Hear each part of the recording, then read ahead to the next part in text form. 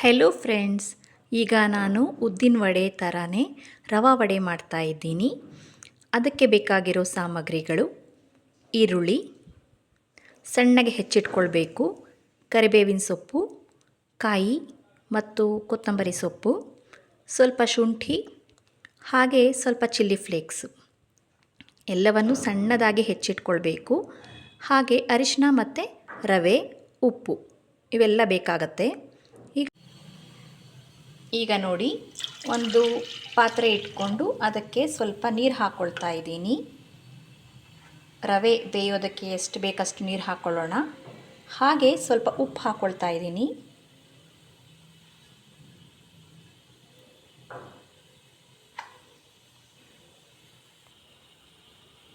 ಈಗ ಇದಕ್ಕೆ ಸಣ್ಣದಾಗಿ ಹೆಚ್ಚಿರೋ ಶುಂಠಿ ಹಾಕ್ಕೊಳ್ತಾ ಇದ್ದೀನಿ. ಹಾಗೆ ಸಣ್ಣದಾಗಿ ಹೆಚ್ಚಿರುವ ಕರಿಬೇವು ಸೊಪ್ಪನ್ನು ಹಾಕ್ಕೊಳ್ತಾ ಇದ್ದೀನಿ. ಹಾಗೆ ಸಣ್ಣದಾಗಿ ಹೆಚ್ಚಿರುವ ಕಾಯನ್ನು ಹಾಕ್ಕೊಳ್ತಾ ಇದ್ದೀನಿ. ಮತ್ತು ಸ್ವಲ್ಪ ಸಣ್ಣದಾಗಿ ಹೆಚ್ಚಿರೋ ಈರುಳ್ಳಿನೂ ಸಹ ಹಾಕ್ಕೊಳ್ತಾ ಇದ್ದೀನಿ. ಇದು ಕೊತ್ತಂಬರಿ ಸೊಪ್ಪು, ಆವಾಗ ಹಾಕಿದ್ದು ಕರಿಬೇವು, ಇವಾಗ ಕೊತ್ತಂಬರಿ ಹಾಕ್ಕೊಳ್ತಾ ಇದ್ದೀನಿ. ಅದನ್ನು ಸಹ ಸಣ್ಣದಾಗಿ ಹೆಚ್ಕೊಳ್ಬೇಕು. ಲಾಸ್ಟ್ಗೆ ಚಿಲ್ಲಿ ಫ್ಲೇಕ್ಸ್ ಹಾಕ್ಕೊಳ್ಳೋಣ. ಈಗ ಸ್ವಲ್ಪ ಅರಿಶಿನ ಪುಡಿ ಹಾಕ್ಕೊಳ್ತಾ ಇದ್ದೀನಿ. ಈಗ ಎಲ್ಲವನ್ನು ಮಿಕ್ಸ್ ಮಾಡಿಕೊಳ್ಳೋಣ.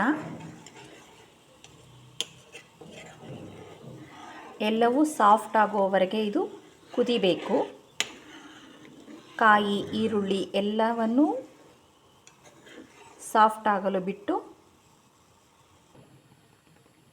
ಈಗ ಕುದೀತಾ ಇದೆ. ಸಿಮ್ಮಲ್ಲಿ ಇಟ್ಕೊಳ್ಳೋಣ. ಸೊ ಈಗ ರವೆ ಎಷ್ಟು ಬೇಕಷ್ಟು ನೋಡ್ಕೊಳ್ಳೋಣ. ಉಪ್ಪು ಸರಿಯಾಗಿದೆಯಾ ಅಲ್ವಾ ಅಂತ ನೋಡ್ಕೊಂಡಿದ್ದೀನಿ, ಸರಿಯಾಗಿದೆ. ನೀವೇನಾದರೂ ಕಡಿಮೆ ಇದ್ದರೆ ಈ ಸ್ಟೇಜ್ನಲ್ಲಿ ಉಪ್ಪು ಹಾಕ್ಕೊಳ್ಬೇಕಾಗತ್ತೆ. ಈಗ ರವೆಯನ್ನು ಕಡಿಮೆ ಉರಿ ಮಾಡ್ಕೊಂಡು ಹಾಕ್ಕೊಳ್ಳೋಣ. ಎಷ್ಟು ಬೇಕಷ್ಟನ್ನು ನೋಡ್ಕೊಂಡು ಸೇರಿಸ್ಕೊಳ್ಳಿ.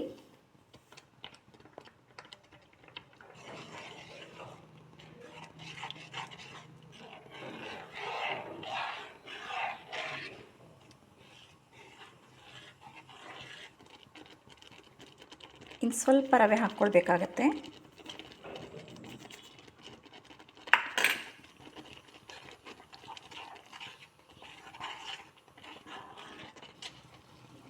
ಈಗ ಎಲ್ಲ ಮಿಕ್ಸ್ ಮಾಡ್ಕೊಂಡಿದ್ದೀನಿ. ಘಮ ಘಮ ಅಂತ ಸುವಾಸನೆ ಬರ್ತಾ ಇದೆ. ಸೊ ಇದು ಕಡಿಮೆ ಉರಿಲೇ ಸ್ವಲ್ಪ ಬೇಯಬೇಕಾಗಿದೆ. ಸ್ವಲ್ಪ ಟೈಮ್ ಬಿಡೋಣ.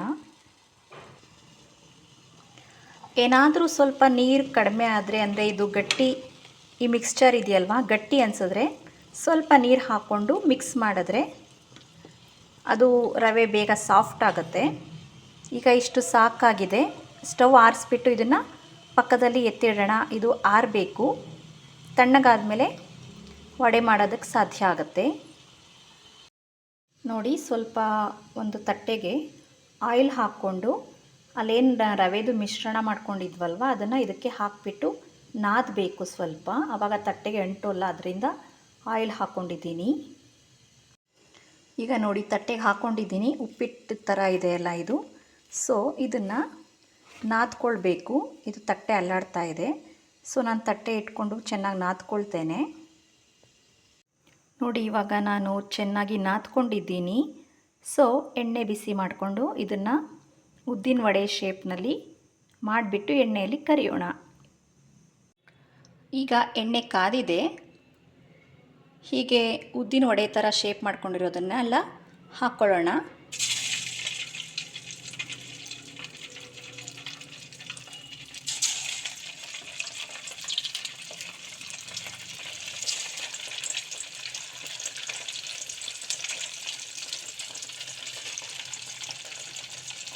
ಇದನ್ನು ಸ್ವಲ್ಪ ಸಿಮ್ನಲ್ಲೇ ಇಟ್ಕೊಂಡು ಬೇಯಿಸ್ಕೊಳ್ಬೇಕಾಗತ್ತೆ.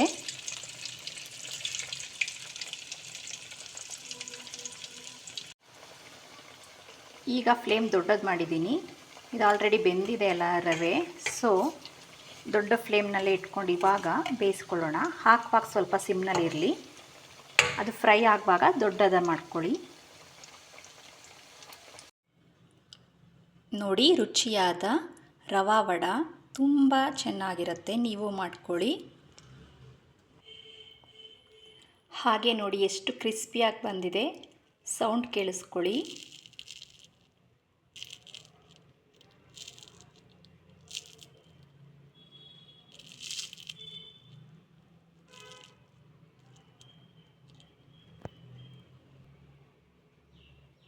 ನೀವು ಮಾಡ್ಕೊಂಡು ತಿನ್ನಿ.